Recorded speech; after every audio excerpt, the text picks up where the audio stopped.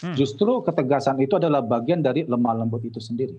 Kalau misalnya Musa tidak tegas, Pak, udah mati lama dia mimpin bangsa Israel. Lemah lembut dan tegas itu bisa berjalan beriringan. Tapi apa tanda-tandanya kalau misalnya oke, saya kurang lemah lembut nih? Ngelihat saya ini lemah lembut atau tegas gitu? Kalau Koji sih cenderung tegas ya. Tegas. Tegas. Lemah lembutnya kapan ya Pak? Masa? Kok jadi gitu malah? Sebentar. Itu melambai. Sebentar.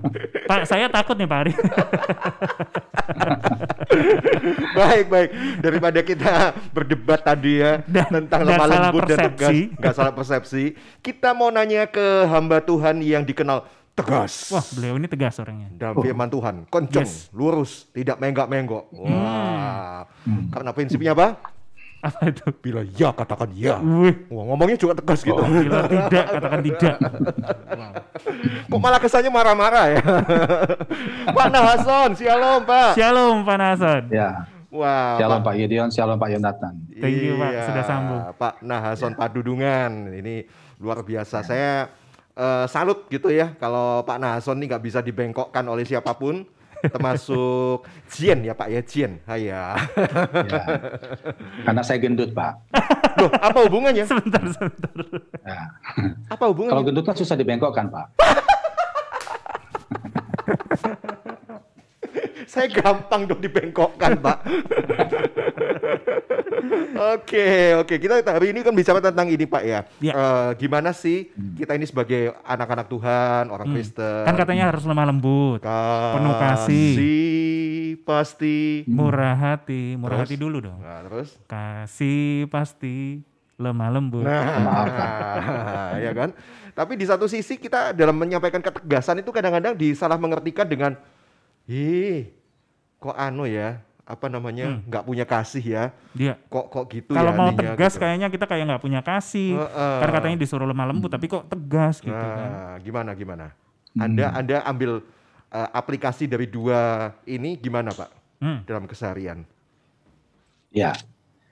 Kalau kita lihat di dalam Matius pasal 5 ayat 5 kan dikatakan di sana, berbahagialah orang yang lemah lembut karena mereka akan memiliki bumi. Ya. Betul. Nah, lemah lembut di sana memakai kata Yunani itu praus, Pak.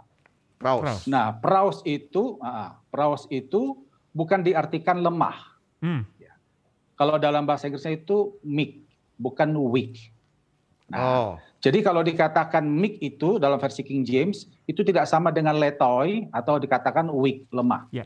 Yeah. Nah, menurut ada seorang ahli bahasa itu Bapak Fine dikatakan bahwa lemah lembut itu adalah suatu sikap di hadapan Allah yang kita mau menerima perlakuannya sebagai kebaikan kita. Dan kita tidak menolak untuk melawannya. Itu namanya lemah lembut. Nah, contoh di Alkitab Pak, lemah lembut itu yang pertama itu Musa. Oh iya, itu kan seorang yang dikenal paling lemah lembut tuh di muka bumi yang pernah hidup tuh. Apakah Musa itu lemah gemulai? Ya enggak. Kan, Pak. Kalau lemah gemulai kayaknya tongkatnya nggak bisa mantep Pak, membelah laut itu ya. Iya. Nah, maksudnya kan itu kan Pak, kita bisa lihat lemah lembut itu kan berdampingan dengan tegas gitu loh Pak. Iya. Ternyata pengertian itu sangat-sangat yang tadi Bapak katakan berdampingan ya. Ada arti ketika kita mau melaksanakan kehendak Tuhan ya kadang-kadang tegas dong gitu ya. Iya betul. Jadi bukan dengan kita tegas itu bukan berarti dikatakan tidak lemah lembut, tidak. Justru ketegasan itu adalah bagian dari lemah lembut itu sendiri. Kalau misalnya Musa tidak tegas Pak, udah mati lama dia mimpin bangsa Israel. Iya sih, stres pasti. Iya. Contoh yang kedua lah Pak, contoh yang kedua lemah lembut adalah Tuhan Yesus Pak. Iya. Nah, kalau Bapak kita baca dalam dalam Matius itu kan juga dikatakan bahwa belajarlah kepadaku karena aku rendah hati dan lemah lembut. Lemah lembut. Nah, cuman di sana kan sebelumnya ada dikatakan datanglah kepadaku semua yang letih lesu dan berbeban berat. Ya, aku akan memberikan kelegaan. Itu nanti bisa baca dalam Matius 11 ayat 24. Nah, kalau kita punya masalah lalu datang kepada orang yang lemah gemulai, mana mungkin Pak masalah kita bisa selesai, Pak? Iya. Ini pengertian lemah gemulai bukan maksudnya mengarah ke gender ya, tapi maksudnya lemah gemulai itu nggak bisa tegas gitu loh. Iya. Kan? Nah, Tuhan Yesus adalah pribadi yang tegas. Gitu. Tuhan Yesus adalah pribadi yang tegas. Dia juga bisa membimbing dengan hati yang baik. Makanya semua orang yang letih lesu berberat akan mengalami kelegaan waktu datang ke Tuhan Yesus gitu loh Pak. Iya. Apa jadinya kalau seandainya Tuhan Yesus tidak tegas? Kalau skenarionya kayak dia. begitu. Menurut Anda gimana, itu Pak? Dia. Betul, kalau Tuhan Yesus tidak tegas ya kita jadi apa, Pak? Bisa saja nanti kekristenan ini kan jadi abu-abu kan, Pak. Jadi hitam nggak hitam, putih nggak putih. Nah, terus kita mau kemana kan gitu, Pak? Nah ini udah ada Tuhan Yesus yang tegas saja masih banyak yang abu-abu, Pak. Itu dia. Gimana kalau nggak tegas kan, Pak? Tapi kan kita bisa dapatkan di sana bahwa perkataan Tuhan Yesus dikatakan aku lemah lembut itu tidak disamakan seperti orang yang lembek gitu loh, Pak. Jadi itu adalah orang yang tegas yang mengarahkan kepada yang benar. Itu dia. Begini, Pak. Ada salah satu teman saya itu tegas. Ini langsung aja ya, saya contoh aplikasi ya. Dia seorang pengerja gereja, awalnya dari STT, diajar benar dengan prinsip yang tegas gitu. Tapi ketika dia masuk di sebuah organisasi gereja yang maaf ya bisa dikatakan besar, akhirnya dengan sistem yang di sana dia harus ngikut gitu. Awalnya memberontak, tapi lama-lama malah kejepit gitu, malah terancam. Jadi mau nggak mau akhirnya ya sudahlah gitu, ngikutlah. Nah ini bisa dikatakan tidak tegas, Pak ya. Seharusnya tidak begitu ya. Dalam mengikuti kan ada konsekuensinya. Betul. Kalau saya, Pak, misalnya jadi dia, saya akan lihat dulu, Pak. Ini kan dalam hidup ini kan ada hal yang prinsipil, ada yang non prinsipil kan, Pak ya. Iya. Nah, yang prinsip itu adalah berkaitan dengan kebenaran firman Tuhan. Nah, kalau yang non prinsip itu kan hal-hal yang masih bisa kita kompromikan lah, karena tidak berkaitan dengan hidup kekal dan tidak berkaitan dengan dosa. Iya. Nah, kalau itu berkaitan dengan prinsip hidup kita, kebenaran firman Tuhan, kita nggak ada toleransi, Pak. Tapi kalau menyangkut masalah yang non prinsip, mungkin masalah teknis atau apapun yang mungkin masih bisa ditolerir, ya itu mungkin masih bisa lah kita ngikutin arahnya kemana, gitu, Pak. Nah, cuman kan konkretnya seperti apa kan kita tidak tahu, yang seperti yang temannya Pak Gideon hadapi itu. Iya. Saya pikir dia sudah mulai mengarah ke harus melawan kebenaran sih. Ya seringkali mungkin ada sedikit bau-bau bisnis ya di gerejanya. Wow. Nah kalau seperti itu, Pak, kembali kepada ketegasan dirinya, Pak. Iya. Tapi akhirnya kan dia jadi dikeluarkan, Pak, malah nggak dapat penghasilan lagi gitu. Nah, kalau dia dikeluarkan karena dia melakukan kebenaran, saya percaya nanti Tuhan akan pelihara dia. Iya, itu pasti. Supposed to be. Ya. Walaupun awalnya menderita ya, tapi tetap yakin Tuhan masih ikut campur tangan kok, Pak, membela kita gitu ya. Pasti, Pak, pasti. Okay. Saya udah pernah ngalami soalnya Pak masalah itu. Gimana? Coba cerita. Mungkin boleh share nih, Pak. Kayaknya ini Pak Nason banget ini. Ya, dulu kan pernah, Pak, dalam satu tim pelayanan, waktu dulu saya di gereja itu kan juga pernah lah. Ada yang senior saya nyuruh saya untuk masalah kayak masalah duit segala macam. Itu ada lah. Saya nggak usah sebut nama lah. Bahkan ada yang dari mereka itu patokan mereka itu berkata atau tidak berdasarkan aksesoris yang kita pakai. Sehingga akhirnya saya disuruh untuk pelayanan yang cari orang-orang yang berduit lah. Seperti itu, Pak. Nah, di situ Anda nggak damai sejahtera ya pasti ya, karena tidak ada kebenaran. Pasti nggak, Pak. Nah, otomatis, Pak, kan kita mau pilih mana? Kita mau jadi seperti yang Tuhan mau, apa seperti yang lingkungan kita mau, kan gitu, Pak. Nah, lingkungannya ini banyak dan kelihatan, Tuhannya ini satu nggak kelihatan. Itu yang repot. Itu godaannya, Pak. Jadi kan kembali kepada gengsi kan, Pak. Betul. Saya sempat waktu itu, Pak, waktu kan saya datang ke gereja naik sepeda motor. Ya. Waktu itu motor saya yang 2 tak itu loh, Pak, yang asapnya banyak itu. Wow. Kenceng itu larinya, Pak. Bum. Tang gitu. Ya, silakan. Ngasapnya bikin orang batuk. Terus pendetanya bilang gini, ada satu senior situ. Kamu kemarin naik apa, Nahason? Naik sepeda motor, Om. Ya, imanmu masih iman sepeda motor. Ya ampun. Saya kaget loh, apa urusan iman saya dengan motor saya gitu. Ya makin gede imannya itu, makin mahal tongkrongannya. Jadi kalau iman makin besar itu, Pak, ke gereja tuh naik traktor, Pak. Pelan dong, Pak, terlambat nanti. Bukan terlambat, itu mau memusnahkan gedung. Kok traktor sih? Bulldozer. Wah, bahaya ini. Jadi, iya. Bapak ini tegas tapi bisa ngelucu loh ya. Praktikal saya suka. Iya. Harusnya kan iman yang nggak ada hubungannya ya. Iya. Nah, waktu itu caranya Bapak menolak itu gimana? Kan nggak enak juga ya, Pak ya. Nanti dipikir kalau terlalu tegas menyinggung perasaan orang, sok suci, sok kudus misalnya. Bapak punya Saya waktu tips? itu karena itu kan senior saya cuma diam aja Pak, saya nggak balas jawab gitu ya.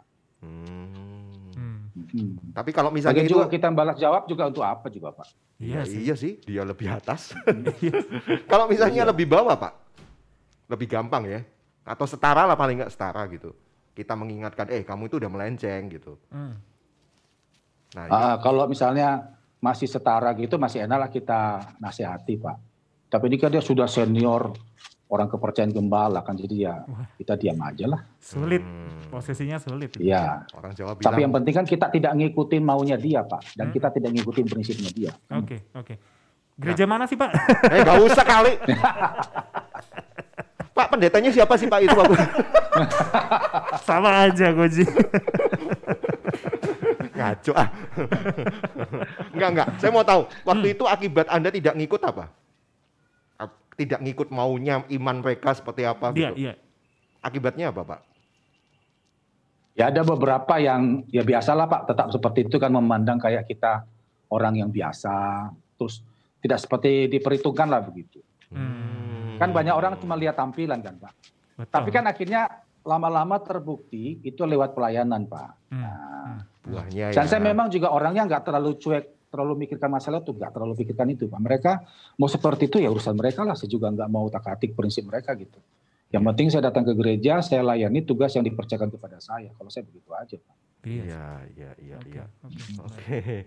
Gimana Jo? Sudah bisa menerapkan lemah lembut tapi tegas, atau tegas tapi lemah lembut, ya kan? Tapi mungkin saya mau tanya gini deh, Pak Nason. Oke, lemah lembut dan tegas itu bisa berjalan beriringan. Tapi apa tanda-tandanya kalau misalnya saya kurang lemah lembut nih? Ada nggak sih tanda-tandanya Pak? Sebenarnya ada beberapa hal yang bisa kita lihat orang itu punya ciri lemah lembut atau tidak. Yang pertama pada waktu dia menghadapi sesuatu yang nyinggung emosi. Baik.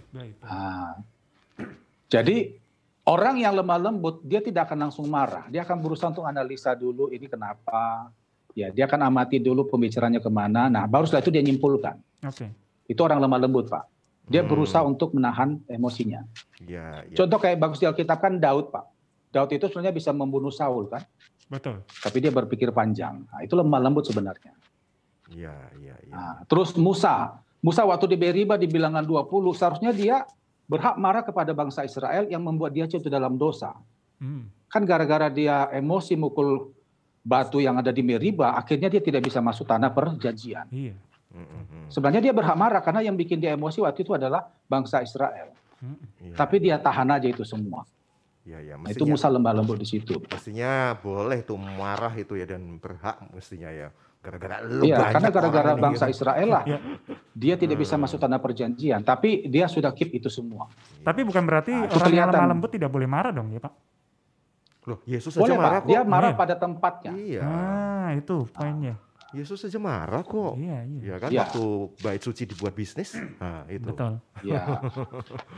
Jadi Jadi dia contoh marah pada tempatnya. ya marah pada tempatnya. Jadi contoh Pak, dalam aplikasi sekarang mungkin kalau mobilnya kesenggol gitu nggak langsung meledak kayak LPG yang hijau itu ya Pak ya. Iya. LPG-nya Iya. merah muda. Oh bagus ya itu ya. Iya, nggak gampang meledak. Baik. Iya. Itu contoh yang pertama. Mungkin ada contoh yang lain Pak. Ciri yang lain. Ya, Ciri yang pada lain. waktu Ya. pada waktu kita menerima kritikan atau pada waktu kita berselisih paham dengan seseorang, nah itu juga akan tampak orang itu lemah lembut atau tidak. Kalau orang yang tidak lemah lembut, dia akan merasa paling benar dan tidak mau disaingi akan apa pendapatnya dia. Itu udah pasti Pak. Jo, siaran kamu tuh jelek loh. Saya nggak mau terima. Jelek. Saya nggak mau terima omongannya Koji. Tuh Pak, agak lemah lembut dia. Gimik Pak, ada skripnya loh. Itu tadi ya. Iya, itu contohnya dikritik tuh ya mestinya ya. Contoh.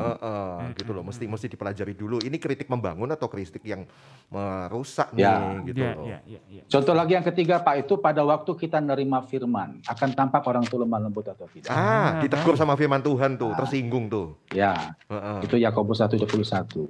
Ya. Saya pernah Pak ya, ini ya pengalaman lah. Dulu pernah saya khotbah di salah satu gereja, ini sebelum pandemi. Ya.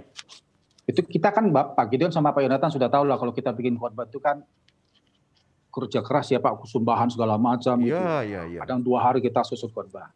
Nah setelah saya sampaikan khotbah, saya turun mimbar, nah salam-salaman depan gereja. Nah, waktu itu kan belum pandemi. Itu ada jemaat terakhir anak muda Pak. Kayaknya mungkin dia dari sekolah minggu atau apa gitu. Datangi saya lalu bilang gini, Pak Nason maaf, khotbah Bapak kurang lengkap. Waduh. Coba Pak. Oke, Koji bagaimana? pernah Kita ini mengalaminya juga. Ya, saya pun juga Kita pernah sudah- mengalaminya.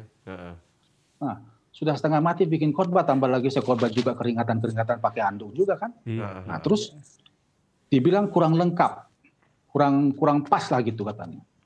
Siapa yang nggak marah kalau gitu kan Pak?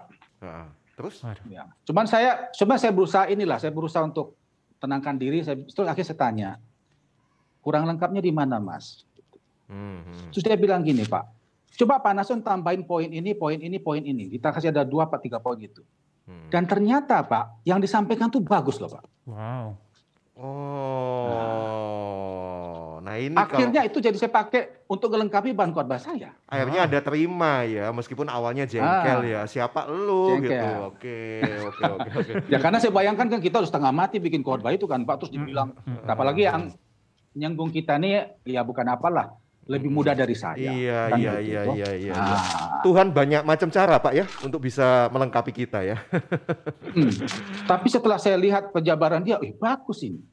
Akhirnya ya saya tambahin di bahan khotbah saya Pak. Wow. Iya. Coba kalau saya langsung marah Pak, nggak dapat berkat saya di situ. Betul. Nah itu dia. Makanya tadi saya mau ngomong siaran Anda itu jelek. Anda kesusu aja. Oke, saya catat. Tuh udah diajari langkah-langkah praktisnya sama Pak Nason tentang Iya. lemah lembut tapi tegas, atau sebaliknya tegas tapi lemah lembut. Artinya bisa kok ya, bisa kok gitu loh. Ya saya sih cukup jelas, Jonathan. Saya sih cukup jelas, tapi Iya. mungkin bisa kasih kesimpulan deh Pak Nason untuk Sobat Yuda ya.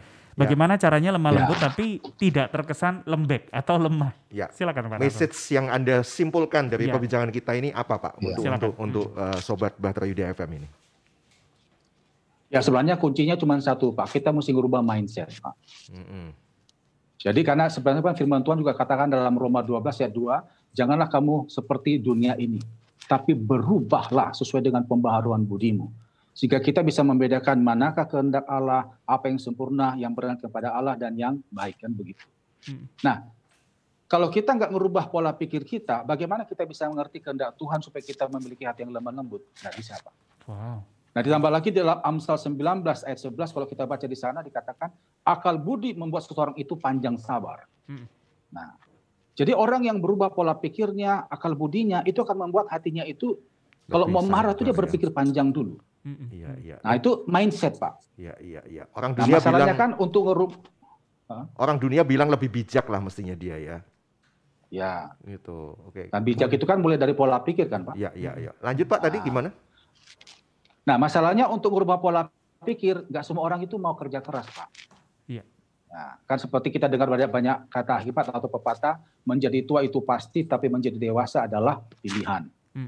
Nah, kalau untuk bohong itu gratis, tapi untuk berbicara kebenaran itu kita harus kerja keras untuk mencarinya. Kan begitu, Pak. Iya sih. Nah, jadi makanya kita perlu kerja keras, berubah pola pikir kita, mindset kita, dan itu akan mempengaruhi karakter kita. Yes. Itu kesimpulan dari saya. Iya, Luar biasa. Luar biasa Pak. Jadi selama puluhan tahun Bapak ini tetap tegas. Pak nanti bisa ya Pak ya khotbahnya itu tentang berkat gitu Pak, tentang tentang sedikit-sedikit masukkan unsur hedon gitu Pak. Karena Atau jemaat mungkin kita kaya. Mungkin Jemaat kita Bapak kaya, Pak. bisa Bisa ya, Pak, sisipkan ini Pak gitu. Bapak bisa itu Pak nanti ada jemaat yang nakal Pak itu ya. Jadi mengata-ngatai saya dengan, nah itu mungkin bisa disinggung dengan firman Pak nanti. Oh nggak bisa dia. Gak bisa ya Pak? Nggak bisa. Saya pernah Pak khotbah tentang berkat, tapi berkat yang alkitabiah Pak. Harus back to Bible, yes. Nah, kita kembali ke Alkitab. Betul. Oke, Bapak kembali ke Alkitab. Kita kembali kapan-kapan berbicara ya Pak ya di sini Pak ya di podcast. Thank you Pak Nason. Salam sehat selalu Pak. Ya. Terima kasih Tuhan berkati. Tuhan berkati Pak Nason. You are listening to pujian terbaik yang memberkati. 96.4 Bahtera Yuda FM. The sound of faith, hope, and love.